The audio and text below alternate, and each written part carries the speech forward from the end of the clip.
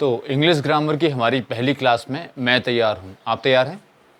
तो अपना copy pen लेकर या जो भी है जो आप यूज़ करना चाहें लेके बैठिए और मैं जो समझा रहा हूँ उसे ठीक से ध्यान से समझिएगा। हालांकि मैं काफ़ी आसान भाषा में आपको समझाऊंगा, ठीक है? देखिए, इंग्लिश सीखने के लिए सबसे पहले हमें ये जानना ज़रूरी है कि इंग्लिश में सब्जेक्ट क्या चीज़ होती है।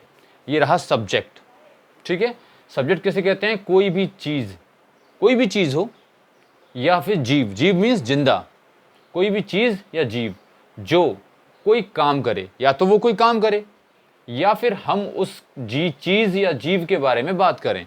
दो बातें होनी चाहिए, कोई भी चीज़ हो या फिर जीवित कोई जीव हो जो प्राणी होता है, वो या तो कोई काम करे तो सब्जेक्ट होगा या फिर हम उसके बारे में बात करें तो वो सब्जेक्ट माना जाएगा। दो कंडीशन में सब्जेक्ट माना जाएगा, या तो वो काम कर रहा हो या फिर हम उसके बारे में बात कर रहे हों। जैसे कि यहाँ पे देखिए एग्जाम्पल, आम मीठा है। यहाँ पे आम तो कोई काम नहीं कर सकता, लेकिन बात हो रही है इसके बारे में। क्या कह रहे हैं? आम को मीठा। मीठा किसे कह रहे हैं? हम आम को कह रहे हैं। तो जिसे हम मीठा कह रहे हैं वो सब्जेक्ट है, तो यहाँ पे आम सब्जेक्ट हो गया। अब दूसरा एग्जाम्पल क्या है कि राम पढ़ता है। यहाँ पे पढ़ना एक काम है। इस पढ़ने वाले काम को कौन कर रहा है? ये राम कर रहा है। राम कर रहा है तो राम यहाँ पे सब्जेक्ट हो गया, ठीक है?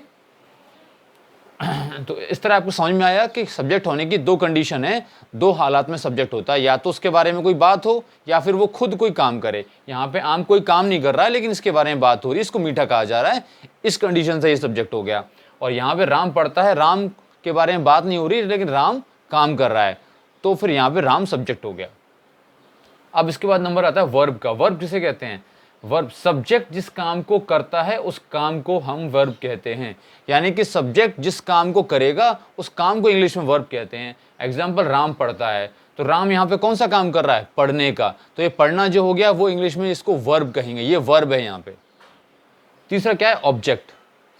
अब ऑब्जेक्ट किसे कहते हैं? ऑब्जेक्ट कहते हैं उसे कि काम जिस चीज या जीव पर किया जाता है। जो काम कर रहा है सब्जेक्ट, वो किस जीव पर कर रहा है या किस चीज के ऊपर कर रहा है, उसे हम ऑब्जेक्ट कहते हैं। एग्जाम्पल, राम किताब पढ़ता है। राम यहाँ पढ़ने का काम तो कर रहा है लेकिन पढ़ने वाला काम किस चीज के ऊपर हो रहा है? किताब के ऊपर। तो किताब यहाँ ऑब्जेक्ट हो गया। ऑब्जेक्ट का एक मतलब होता है चीज, ठीक है, वस्तु।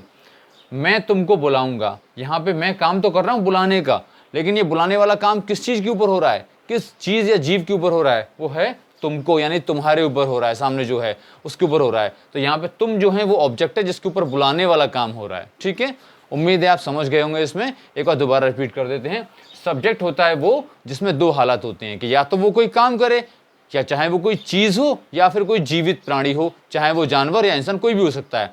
या तो वो कोई काम करे या फिर हम उसके बारे में बात करें। जैसे कि आम मीठा है। अब आम यहाँ पे कोई काम तो नहीं कर सकता लेकिन आम के बारे में एक बात हो रही है, इसको मीठा कह रहे हैं, तो फिर आम यहाँ पे सब्जेक्ट है। दूसरा है राम पढ़ता है।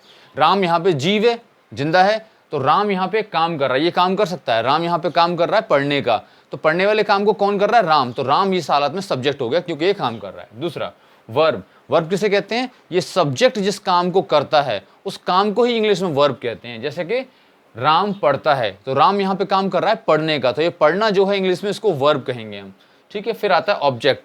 ऑब्जेक्ट किसे कहते हैं हम? काम जिस चीज या जीव पर किया जाता है उसे ऑब्जेक्ट कहते हैं। जैसे कि राम किताब पढ़ता है। राम यहाँ पढ़ने का काम तो कर रहा है लेकिन पढ़ने वाला काम किस चीज के ऊपर हो रहा है? किताब के ऊपर, तो किताब ऑब्जेक्ट हो गया। अब ऑब्जेक्ट का मतलब होता है वो वस्तु जिसके ऊपर काम हो, ठीक है, या फिर कोई भी जीव।